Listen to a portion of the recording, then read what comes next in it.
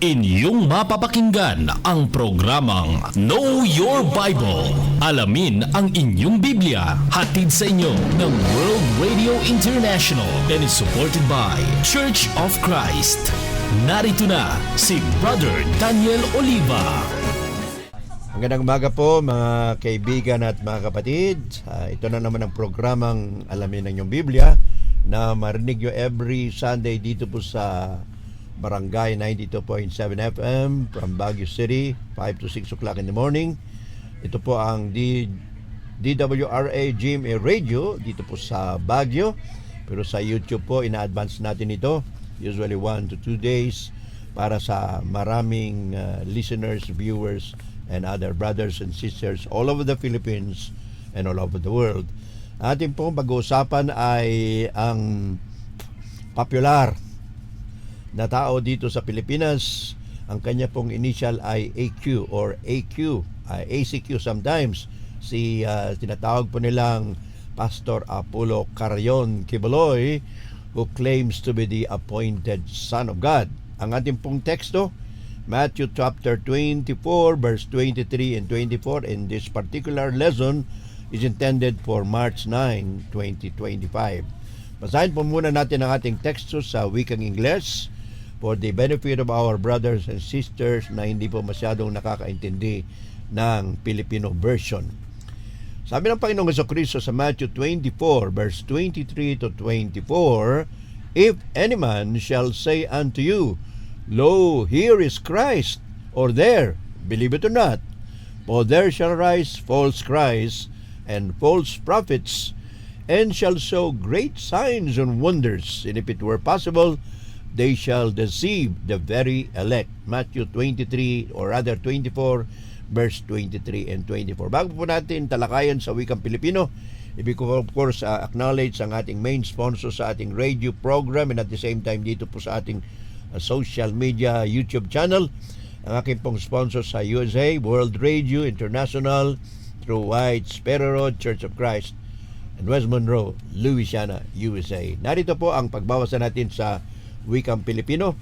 Gamit ko po ang bagong tipan salita ng Diyos para sa Pilipinas na translation. Sabi ng Panginoong Jesucristo, "Sa gayon, kung sino mang tao ay magsasabi sa inyo, narito ang Kristo, o naroon, huwag itong paniwalaan, sapagkat may lilitaw na bulaang mga propeta at bulaang mga Kristo at magpapakita ng dakilang mga tanda at mga kababalaghan. Ano pat kung ito'y ay maaari, ay lilalangin nila ang mismong mga hinirang." Yan po ang isang translation natin sa wikang Pilipino. Para mas malinaw po, basahin din po natin isa pang translation o pagsasalin sa wikang Pilipino, bagong tipan, ang magandang balita Biblia. Ganito ang sinasaad dito sa Matthew 24 verse 23 and 24. Kung may magsasabi sa inyo, narito ang Kristo, o naroon siya, huwag kayong maniniwala, sapagkat may lilitaw na mga huwad na Kristo at mga huwad na propeta. Magpapakita sila ng mga kamanghamanghang himala at mga kababalaghan upang iligaw kung maaari maging ang mga hinirang ng Diyos. So yan po ang ating pagbabasa sa ating mga teksto. Nawa nariyan po kayo, mga kaibigan at mga kapatid. Ito po ay pakinggan ninyo. At kung kayo po ay hindi ka pa nakapag-subscribe sa aking YouTube channel, Know Your Bible Program, please subscribe. Click the notification bell para po kayo ay may bibigyan ng notice kapag tayo ay mayroong video every week. Now let's go to the introduction of our lesson. Christ's prophecy has progressive and continuous fulfillment. Ito pong binasa nating mga hula dito sa Matthew chapter 24 verse 23 and 24 ay masasabi nating progressive and continuous fulfillment. Ano pong ibig sabihin ng progressive and continuous fulfillment? Ang ibig pong sabihin, it happened in the first century, it is still happening onwards today, and would still happen before Jesus Christ returns. Ano pong ibig sabihin? Nangyari na po ng kapanahon ng Panginoong Jesucristo o ng mga apostoles At patuloy po na nangyayari at hanggang sa ating kapanahonan, meron pa rin. At bago dumating ang ating Panginoong Jesucristo, marami pong magsisipaglitaw na mga huwad, bulaang propeta at bulaang mga Kristo, sapagkat yan ay hinula at sinabi ng ating Panginoong Jesucristo. Ibig sabihin po, pag namatay na yung isang false Christ and false prophet, meron na namang kasunod yan. So tuloy-tuloy po yan. Yan po ang ibig sabihin ng ating sinasabing progressive and continuous fulfillment. In the Philippines, there arose one who claims that he is the appointed Son of God. At ito po yung pag-aaralan natin ngayon, si Pastor Apollo C. Quiboloy. Pag-aaralan po natin yung kanyang mga doktrina, ang kanyang origin, at marami pa. Hindi po natin sasabing kung ano siya, kundi bahala na po kayo mag-judge kasi babasahin ko lang naman po ang mga impormasyon tungkol sa kanya, at karamihan dito po ay nasa social media na po. So ang ating pong focus sa ating pag-aaral, number 1, the biographical sketch of Apollo Pastor Quiboloy. Number 2, what is the kingdom of Jesus Christ na itinatag niyang grupo? Ano po ang kanyang mga doktrina at mga sasabi niyang tungkol sa kanyang sarili? His doctrines and his claims. And number 4, we will answer the claims of the so-called Pastor Quiboloy according to the Bible. So hindi po natin direktong sasabihin na ito ay pupunta sa impyerno or what. Wala pa akong karapatan. Only tanging Panginoon Diyos lang po ang may karapatan magsabi kung sino ang pupunta sa langit, sa paraiso at sa impyerno. Now, let's go to his biographical sketch. I'm very sure interested kayo, although nasa social media na po ang buhay ni Pastor Apollo Quiboloy. At siyempre, sa mga hindi pa nakakaalam, just a review of his biography. Apollo Carion Quiboloy, ang full name po niya, ay pinanganak April 25, 1950. So kung total nyo yan, 1950. So actually po, 75 years old na po siya.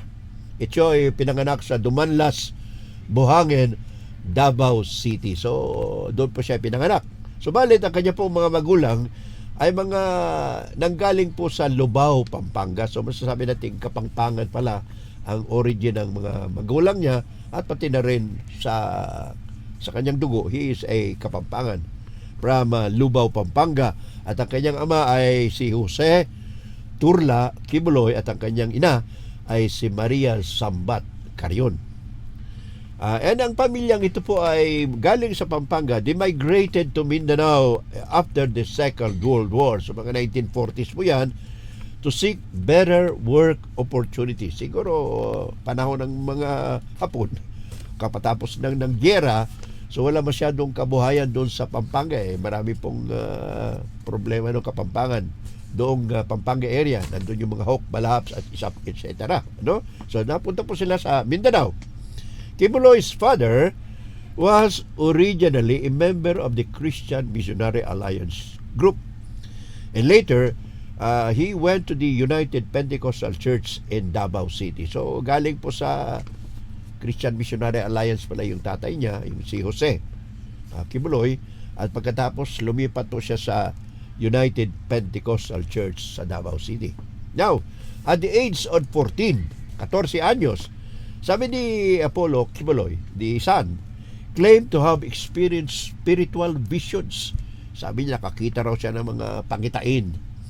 So he went to Malungon in South Cotabato, now so-called Sarangani. Pumunta po siya doon. Age 14 pa lang yan. Well, of course, nag-aral siya doon. He finished his theological studies at the United Pentecostal Bible Institute in 1972. So, 1972, gumraduate na po ito. Parang magkasabay pa kami nito. Ano? Now, itong grupo na ito, United Pentecostal Bible Institute, tinatawag po itong Apostolic Center for Theological Studies. Ito po ay pag-aari ng mga Pentecostal group sa Pilipinas. From 1973 to 1985, ito na po yung period na pag-develop ni Apollo Quiboloy. Quiboloy worked with the United Pentecostal Church of the Philippines and various positions in Davao. So nakakonsentrate po siya doon sa Davao. Kaya magaling siya sa salitang Bisaya. Although by blood, he is a Kapampangan. Siyempre, marunong din Kapampangan, marunong din ang Bisaya. Magaling din sa English, Pilipino. Then on September 1st, 1985, he vacated his position with the UPCP and with several followers started the Kingdom of Jesus Christ. So kailan po nagsimula ang kanyang grupo? September 1st, 1985. Umalis siya sa United Pentecostal Church of the Philippines at nagsimula na po siya mangaral at marami pong sumunod sa kanya, mga dati niyang mga followers, at dito niya po sinimulan yung idea ng Kingdom of Jesus Christ. Okay, so yun po yung maigsing biographical sketch o talambuhay ni Apollo Kibuloy na tinatawag nilang pastor. Now let's go to the discussion of the Kingdom of Jesus Christ. Ano po yung grupo na ito? This is not a very comprehensive discussion on this kingdom, the Kingdom of Jesus Christ, according to Apollo Kibuloy. Before the establishment of the group, Kingdom of Jesus Christ, na tinatawag ni Kibuloy, Kibuloy went to exile for 5 years. Nagpunta po siya sa isang lugar, parang mag-isa lang siya, walang istorbo. Pumunta siya sa isang lugar sa Tamayong, a prayer mountain in Davao City. So, Tamayong in Davao City, napunta siya. Nanalangin siya doon, etc. Nag-meditation. So, exile. Wala siyang kasama. Later on, hindi siya satisfied. Pumunta ulit siya sa isang bundok. Sa paanan ng bundok ng Mount Matutum in Cugon, South Cotabato. So, from Davao City, napunta po siya ng South Cotabato, dito po sa paanan ng bundok ng Matutum. Well, later on, he claimed that revelation from God through his dreams led him to establish the Kingdom of Jesus Christ. So, dahilan sa kanyang mga, sabi niyang pangitain, mga pahayag daw ng Diyos sa pamamagitan ng mga panaginip, ay nasumpungan niya at napagdesisyon niya niyang itatatag ko ang grupo at tatawagin the Kingdom of Jesus Christ. So, ang full name po ng kanyang grupo, the Kingdom of Jesus Christ, the name above every name. Yun po yung full name niya. So, he started with Apollo Carion Kibuloy as the executive pastor. Yung tagapagpaganap na pastor. He started preaching first at the slums of Villamor and Agdao and Davao with just about 15 members. Imagine that, 15 lang, parang Jesus Christ din, 12 apostles, 12 disciples. So nangaral po siya doon sa Villamor, sa Agdao, sa Davao, at nagsimula siya ng mga 15 followers lang. And then later on, meeting in the cathedral near Bangoy International Airport at Buhangin, Davao City, ECQ started calling himself the appointed Son of God. So, kailan niya po sinimulang tawagin ang sarili niya na appointed Son of God? Well, nagkaroon po sila ng pagtitipon doon sa isang katedral sa Bangoy International Airport sa Buhangin, Davao City, at doon po nagsimulang tawagin ni Apollo Kibuloy ang kanyang sarili na the appointed Son of God. Claiming divine power, Kibuloy said that he stopped the Cotabato earthquake in 2019. So, meron na po siyang kapangyarihan at sabi niya, siya raw ang nagpatigil ng lindol sa Cotabato ng taong 2019. 2019, napatigil niya raw yung bagyo ng earthquake. And he further claimed that the Omicron variant of the pandemic, yung panahon ng pandemic ito, of the COVID-19 pandemic, would cease if the USA would not prosecute him. So ito yung claim niya, ito yung sinasabi niya. Kung hindi raw siya i-harass, prosecute ng mga US dahil nga sabi nila, hindi raw siya nagbabayad ng buwis sa Amerika. So sabi niya, kung hindi ginawa ng Amerika yon, sana napatigil niya yung Omicron variant ng pandemic ng COVID-19. So yun po ang mga pag-aangkin niya sa mga kapangyarihan niya. Para pong isang tao rin ito doon sa Mindanao na pumunta sa mga Abu Sayyaf. So to enhance his influence, para lumaki ang kanyang impluensya, Apollo Kibuloy founded the Jose Maria College in the year 2000 in honor of his parents. So nagtayo po siya ng eskwelahan. Ang pangalan ng kanyang eskwelahan, of course, sa pangalan ng kanyang ama at ina, Jose Maria College taong 2000. So yun po, siyempre nagtitraining na siya, dumadami ng kanyang mga followers, so nagtayo na siya ng eskwelahan. Of course, to that school, kumikita siya at the same time, nakakapagturo siya.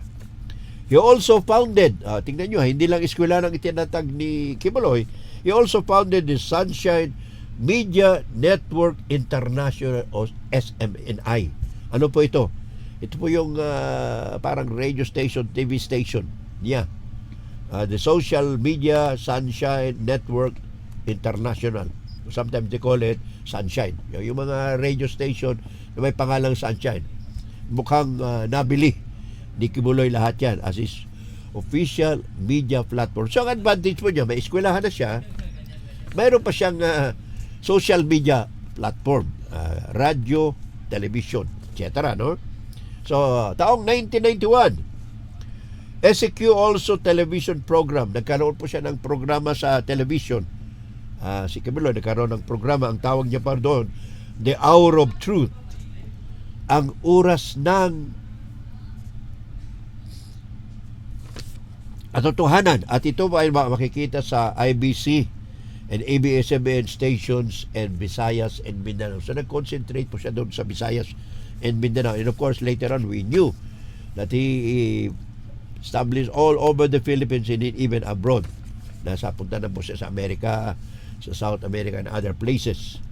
So, the Kingdom of Jesus Christ people are known as the Kingdom Nation and claim to have about 8 million members worldwide. So, ang tawag nila sa kanilang sarili, sila ay miyembro, of course, not Kingdom of Jesus Christ, but they call themselves the Kingdom Nation. Isang bansa. At at the same time, isang bansa na kaharian din. At sila ay miyembro ng kaharian ng Panginoong Jesucristo. Yun po yung sabi nila. At ayon pa rin sa kanilang report, may mga 8 milyon na raw sila sa buong mundo. Nung sinulat ito, siguro 1 or 2 years ago, baka ngayon, mas marami na sila. Ayon sa kanilang pagsasabi. Now, let's go to the Kibuloy's doctrine and his claims. So, meron po siyang mga sinasabi na kung sino siya at ano yung mga itinuturo niya. So, pag-aaral na po natin yan, mga kapatid. At pagkatapos, sasagutin pa rin natin yan mamaya. Dito pa rin sa ating leksyon. Okay. So, what are the claims and what are the doctrines of Apollo Kibuloy? Number 1, the Kingdom of Jesus Christ, of course, ayon sa ating personal na opinion, isa po siyang kulto. What do you mean by kulto? When we say the religious group is a cult, ang ibig pong sabihin niyan, nakasentro ang kanilang doktrina sa isang tao at meron po silang mga partikular na mga leksyon o doktrina na itinuturo. Yan po ang ibig sabihin ng salitang kulto. It centers on one person as the leader and at the same time, it also centers on particular teachings of the group. Ano po yung isa sa pinaka-popular nila na pagtuturo? Well, the Kingdom of Jesus Christ is definitely called because it denies the triune God or the Godhead. O sabi na lang nating Trinity. Although hindi mababasa yung word na Trinity sa Bible, mayroon pong concept na triune God or Godhead na diniscuss ko po sa aking video. Yan, pinatunayan ko na there are 3 persons and 1 God doon po sa Matthew chapter 28 verse 19. Okay, of course, sinabi natin kanina na hindi nababanggit ang word na Trinity sa Bible, but Jesus Christ Himself acknowledges the 3 persons in Matthew chapter 28 verse 19. Mas magaling pa ba tayo sa ating Panginoong Kristo? Ano sabi ni Kristo? Lumayo kayo, gawin niyong mga alagad ang buong bansa, ang buong lahat ng bansa sa buong mundo, at bautismuhan sila sa pangalan ng Ama, sa pangalan ng Anak, at sa pangalan ng Espiritu Santo. Kristo mismo yan. Ngayon, kung mas magaling pa sa kayo, Panginoong Kristo, ewan ko na lang kung mas magaling pa talaga kayo. So ito po ay mababasa natin sa Matthew chapter 28 verse 19, kung saan ay sinabi ng Panginoong Kristo, "You go and make disciples of all nations, baptizing them in the name of the Father and of the Son and of the Holy Spirit." So talagang particular. Iba yung Father, iba yung Anak, iba rin yung Espiritu Santo. Hindi ko alam kung mas magaling pa kayo sa ating Panginoong Kristo. Number 2, teaching of Apollo Kibuloy. Of course, we will not be discussing all of this. 4 lang po. Number 2, he also teaches prosperity gospel. So meron pong prosperity gospel. Hindi po siguro napapansin ng karamihan ito, pero meron po siyang tawag na prosperity gospel. Ano po yung prosperity gospel? Well, the prosperity gospel says that God rewards faithful people with wealth, health, and happiness. So kapag ikaw raw ay tapat sa Panginoon, ang mangyayari, magiging mayaman ka, magiging malusog ka, at palagi kang masaya. So health, wealth, and happiness. So yun po ang tinatawag nilang portion o kaparte ng prosperity gospel. Faith, positive thinking, and giving to charity will increase wealth. So if you have faith in God, you have positive thinking, palagi kang positibo, at mapagbigay ka sa kawang gawa, ikaw raw ay lalong payayamanin ng Panginoon. So yun po yung kanilang pananaw o doktrina, sabihin na natin. Material success is proof of God's favor. Ito pa yung pinaninulaan, hindi lamang ni Kibuloy. Kapag ikaw raw ay mayaman, ikaw raw ay pinagpala ng Diyos. So lahat ng mayayaman, ang ibig sabihin ng kanilang pananaw o doktrina, sila ay pinagpala ng Panginoon Diyos. So yun po yung kanyang pananaw. Illness and poverty are curses that can be broken by faith in Apollo Kibuloy. So ikaw may sakit, ikaw ay mahirap na tao, parang sumpa yan, pero matatanggal yan kung may paniniwala ka kay sinasabi nilang kay Pastor Kibuloy. Yun po ang kanilang pinaniniwalaan. Well, ayon pa sa kanilang doktrina, Kibuloy is the savior of the Gentiles. Sino yung mga Gentiles? Yung lahat ng tao na hindi Hudyo, kasama yung Pilipinas, hindi tayo mga Hudyo. Siya raw ay tagapagligtas ng lahat ng tao sa mundo na hindi lang Hudyo. Si panahon ng Apostol Pablo, si Pedro, sila yung mga nangangaral sa mga Hudyo. Pero sabi ng kanilang doktrina, kanilang pananaw, si Kibuloy daw ngayon ang tagapagligtas ng mga hintil, ng mga taong hindi Hudyo. Christ's work of salvation with the Jews was not complete because they rejected Him. So sabi nila, ang kaligtasan daw ay hindi tinanggap ng mga Hudyo. So dahil ni-reject ng mga Hudyo, hindi tinanggap ng mga Diyos si Kristo, ngayon, pupunta si Kibuloy at ibang mga ngaral sa mga hintil, sa mga hindi Hudyo. Yung kanila, yun po yung kanilang pananaw. Ulitin ko po, Christ's work of salvation with the Jews was not complete. Hindi puro kompleto ang pangangaral ng Panginoon sa mga Hudyo dahil hindi nila tinanggap si Jesus. He now claims that He is the way to the Father.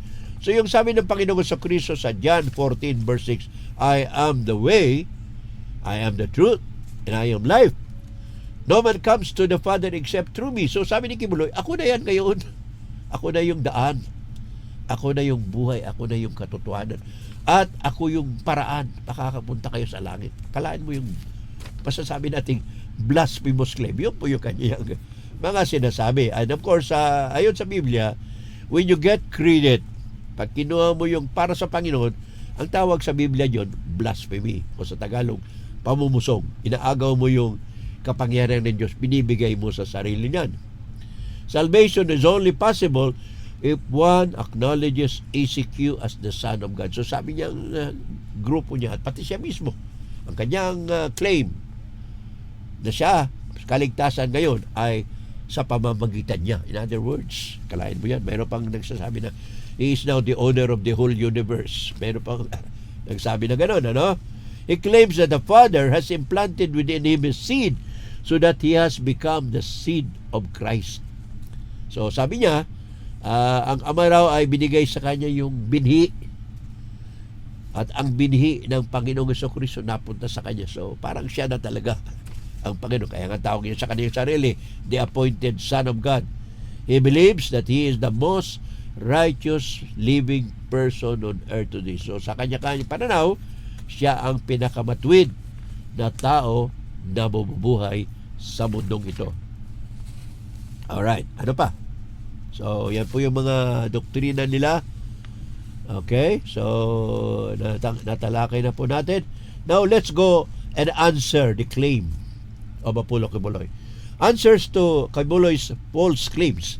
Sabi natin false claim kasi hindi lumalaban, hindi sumasang-ayon sa Biblia. Number 1, Jesus Christ is the only begotten Son of God as stated in John 3:16. Si Kristo lang po ang only begotten, nag-iisang anak ng Panginoon. Hindi, of course, hindi anak na literal, kundi the only begotten, ang galing siya sa Ama. According to John 3:16, for God so loved the world that He gave His only begotten Son, ang kanyang nag-iisang bugtong na anak. Ang ginamit po dito sa Grego is monohene, means the only child. Nag-iisa lamang na anak. At yun po ay ang ating Panginoong Jesucristo ayon sa Juan 3:16. The word only begotten in Greek is monohene, which also means the only child.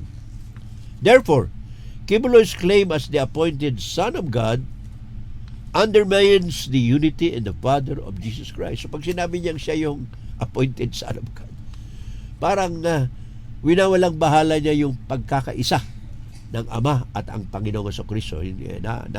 Itsapuera si Kristo. Pumasok doon si Kibuloy. It is therefore useless or futile attempt of mortal man to steal Christ's rightful place and that of His divine sonship. So ano ginagawa ni Kibuloy, mga kaibigan at kapatid? So inaagaw niya po yung lugar ng Panginoong Jesucristo, pati na yung pagiging anak ng ating Panginoon galing sa langit ng Ama. Of course, hindi po literal na anak na talaga na ipinanganak. Iniluwal, kundi the only begotten means galing po siya sa Ama. According to John chapter 3 verse 16. Now, another.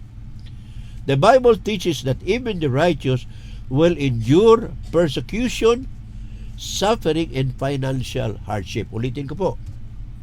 Ayon sa Biblia, pati ang mga matuwid, kung kahit matuwid ka sa salita ng Panginoon, sa pagsunod kay Kristo, you will still endure persecution. Uusigin ka pa rin. Maghihirap ka pa rin. At makaka-experiensya ka, makakaranas ka ng tinatawag nating financial hardship. Hindi ka talaga yayaman.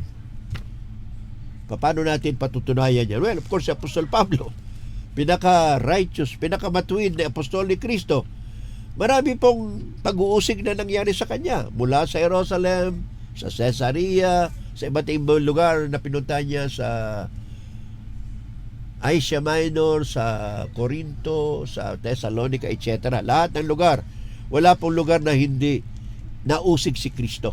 No, si Apostol Pablo pala, sorry. Now, ano pa? Marami po siyang paghihirap. Sabi niya na nalubog yung barko na sinakyan niya.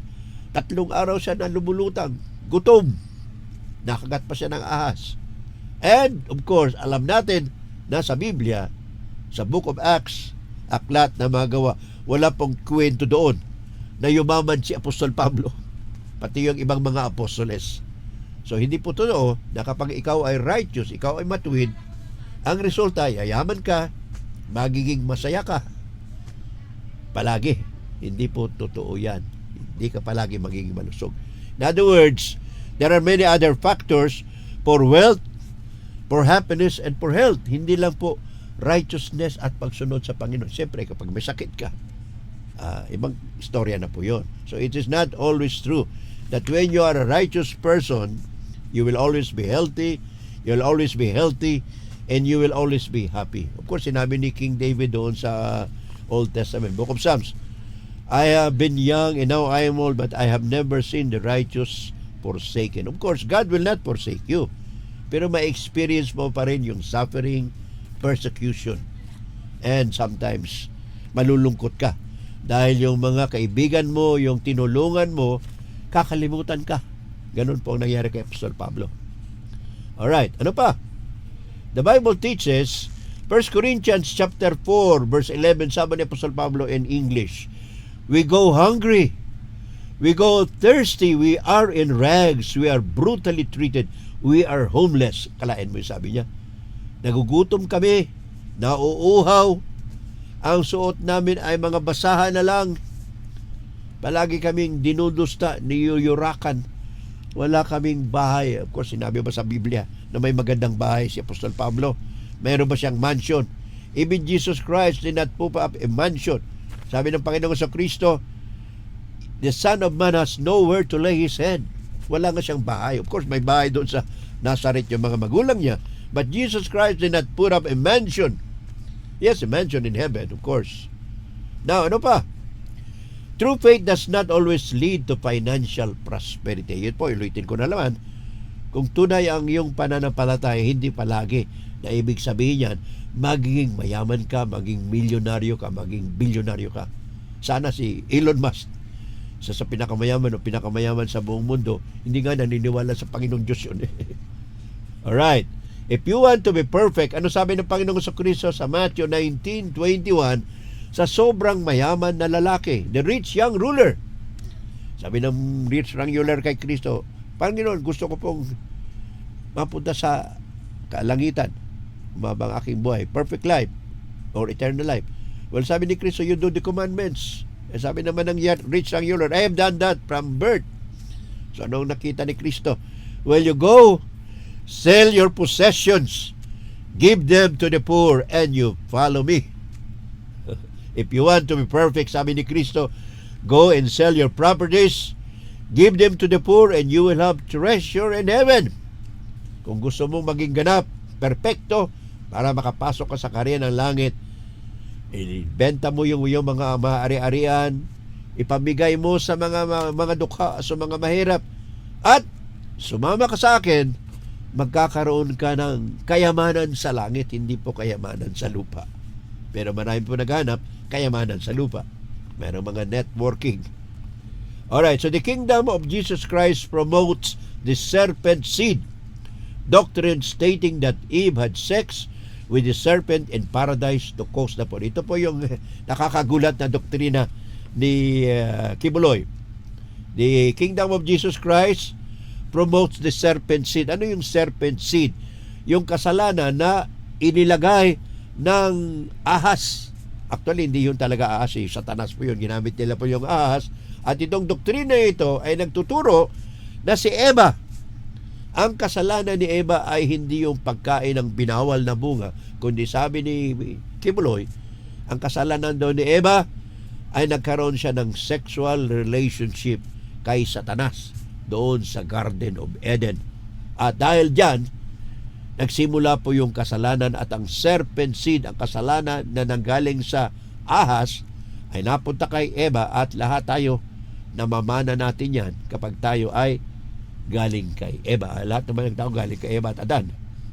So, this doctrine assumes that the fall was sexual. So, very, very clear na ang kasalanan daw ni Eva ay sexual relationship with Satan or the serpent. So, nagkaroon parang inasawa ni Satanas na mukhang ahas si Eva doon sa Garden of Eden. Yun po ang doktrina niya. However, the scripture speaks of course as sin is a rebellion and disobedience against God. Sabi ni Apostol Juan, sin is the transgression of the law. Ang kasalanan ay pagsuway sa kautusan ng Diyos. Ano ba yung kautusan ng Diyos doon sa Garden of Eden? Huwag kayong kumain ng bunga ng kaalaman ng mabuti at masama. Yun po yung pinagbawal. Kumain si Eva, binigay niya rin si Adan. So hindi po nagkaroon ng sexual relationship si Eva sa serpent o sa ahas. There is no righteous, no not one. Romans chapter 3 verse 10. Kibuloy says that mayroon po siyang libro na ginawa. Ano yung libro niya? Ang tawag niya yun, The Book of Fulfillment. At sabi niya ito ay New Revelation to the Bible. Parang mga Mormons din at saka si L.G. White. So mayroon siyang libro na sinulat o ginawa o somebody made it for him Tawag niya the Book of Fulfillment. Libro ng mga natupad na mga hula o prophecy. At ito raw ay dagdag sa Biblia. Ano masasabi niyo dyan, mga kaibigan? Sabi ng Biblia, huwag niyong dagdagan, huwag niyong bawasan. Revelation chapter 22 verse 18 and 19. Kung sino magdagdag, dagdag din ang mga parusa niya dyan. At kung sino magbawas, babawasan din ang kanyang mga tatanggaping mga biyaya. But the Apollo Kibuloy says that he has a book of fulfillment in addition to the Bible. Ano sabi ng Biblia? 2 Timothy chapter 3 verse 16 to 17, sabi ng Apostle Paul, all scripture is inspired. Lahat ng kasulatan, 100% ay galing sa Diyos.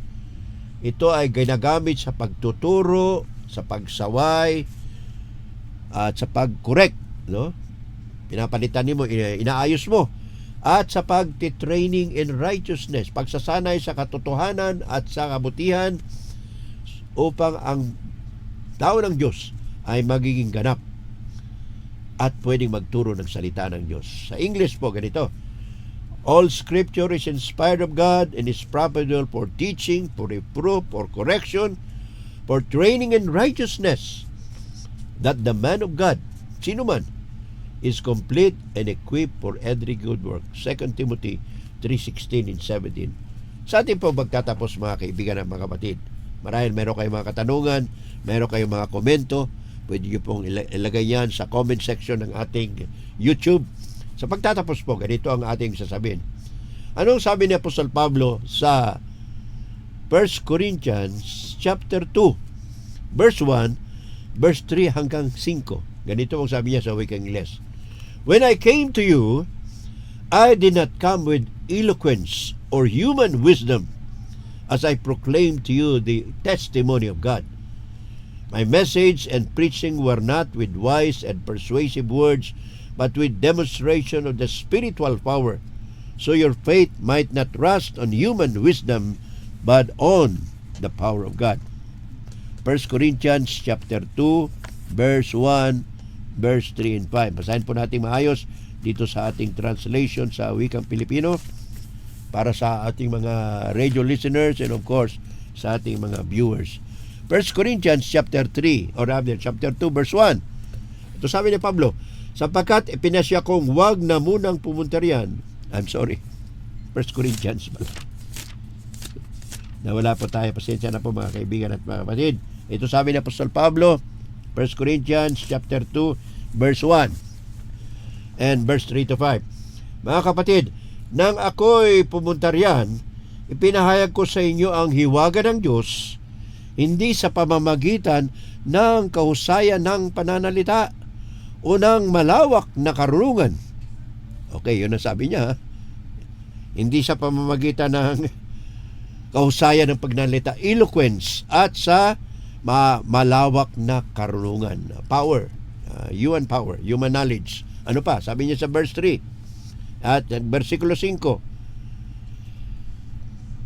noong ako'y nariyan, ako'y nanghihina at nanginginig sa takot. Sa aking pananalita at pangangaral ay hindi ko sinubukang hikayatin kayo sa pamamagitan ng mahusay na talumpati at karunungan ng tao, subalit nangaral ako sa pamamagitan ng kapangyarihan ng Espiritu upang ang inyong pananampalataya ay masandig sa kapangyarihan ng Diyos at hindi sa karunungan ng tao. So nakita ninyo, mga kaibigan at mga kapatid, salita ng Panginoon Diyos ang ginamit ni Apostol Pablo. Hindi po yung kanyang talumpati na magaling siya magtalumpati o karunungan ng tao, kundi simple salita ng Diyos. Pero meron pong nangangaral ng salita ng Diyos, very eloquent, magaling magtalumpati, magaling magsalita. Alam nyo na, pag magaling magsalita, kumisan, yan po ay impluensya hindi ng Panginoon Diyos, kundi yung kalaban ng ating Panginoong Diyos. So basahin po ninyo 1 Corinthians chapter 2 verse 1, verse 3 to 5 ang sinabi ni Apostol Pablo. False teachers and prophets speak differently. Sabi ni Ezekiel chapter 13 verse 9, ang mga bulaang propeta at ang mga bulaang uhuwad na mga ngaral ay iba po ang pananalita. Ito sabi ni Ezekiel. Basahin natin. Ezekiel 13 verse 9. My hand will be against the prophets who say false visions and utter lying divinations. So sabi ng Panginoon sa pamamagitan ni Ezekiel, ang aking mga kamay ay laban sa mga maling mga pangitain, false visions, and utter lying divinations. So may mga sinungaling na mga pangitain. Nasasabi nila, kami ay may napanood, may nakita kami sa aming panaginip. At ito ay sinasabi namin sa inyo, galing ito sa Panginoon. Itapos na po yung Biblia. All scripture are already inspired, profitable for doctrine, etc. So kung mayroong magsasabi na may natanggap silang mga pangitain sa kanilang mga panaginip, huwag po tayong maniniwala dyan, mga kapatid at mga kaibigan. Ano pa sabi ni Apostol Pablo? 2 Timothy chapter 4, verse 3 to 4. Sabi ni Paul, for the time will come when people will not put up with sound doctrine. Darating ang panahon, hindi makikinig ang mga tao sa tamang doktrina. Kailan yun? Panahon na natin. Instead, to suit their own desires, they will gather teachers to say what their itching ears want to hear. So sabi ni Apostol Pablo, para sa kanilang kasiyahan, kukuha sila ng mga tagapagturo na ituturo lamang yung gustong marinig nila. In other words, pag yung tagapagturo ay nagsalita na, kayo ay makasalanan, ayaw nila yun. Gusto nila yung tagapagturo sabihin, magagaling kayo, mababait kayo. Yun po ang gusto ng mga tao kuminsan.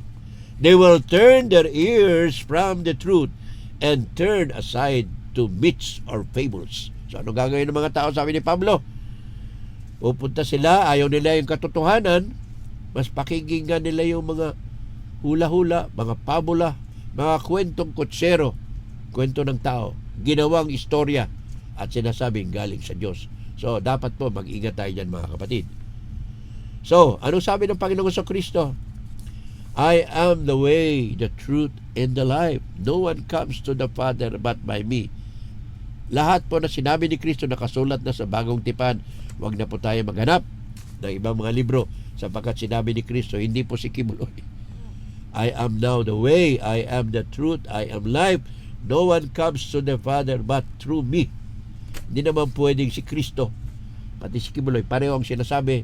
Sino na ating paniniwalaan? Siyempre ang ating Panginoon sa Kristo. Ano pa sabi ni Kristo? To become a true Christian today, through the Apostle Paul and other writers, he who believes in is baptized shall be saved.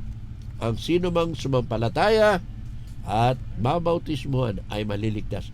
Marcos 16:16. Ano pa? Sabi ni Pedro, magsisi kayo at magpabautismo sa pangalan ni Jesus sa kapatawaran ng inyong mga kasalanan at tatanggapin ninyo ang kaloob ng Espiritu Santo. Gawa 2:38. Kung kayo po ay kumbinsido na mga kaibigan at mga kapatid, huwag niyo pong i-delay ang inyong desisyon. Sabi ni Apostol Pablo sa 2 Corinthians 6:2, ngayon na ang araw ng kaligtasan. Today is the day of salvation. Today, now is the acceptable time. 2 Corinthians chapter 6 verse 2. And of course, sa ating lahat ng mga tagapakinig, taga-subaybay, sa radyo at television, of course, dito sa YouTube, hindi po sa television, YouTube lang. Sabi ni Kristo, come unto me all ye that labor and I will heavy laden and I will give you rest. Take my yoke upon you and learn of me, for I am meek and lowly in heart, and ye shall find rest unto your souls. Lumapit kayo, kayo na bibigatan, at bibigyan ko kayo ng spiritual na kapahingahan. Manalangin po tayo. Our God, the Father who art in heaven, thank you po sa ating leksyon. Thank you sa napag-aralan namin sa salita ng Diyos sa Biblia. Salamat po sa Panginoong Jesucristo, sa kanyang Biblia, sa kanyang mga apostoles na makikita sa Bible.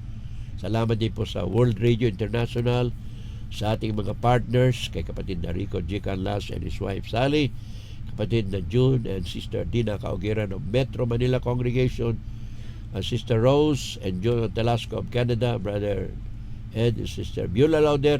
We would like to pray for all our radio listeners, subscribers sa YouTube. I'd like to greet my sister over there in Cebu, kapatid na Nars and Bibing Tuanyo sa Rao Capiz, and of course my new subscriber si Miss Abigail Sobremonte, graduate po ng Benguet State University. Good morning and God bless us all. We all ask all these things, Lord, in the name of thy Son, Jesus Christ, our Lord and Savior. Amen.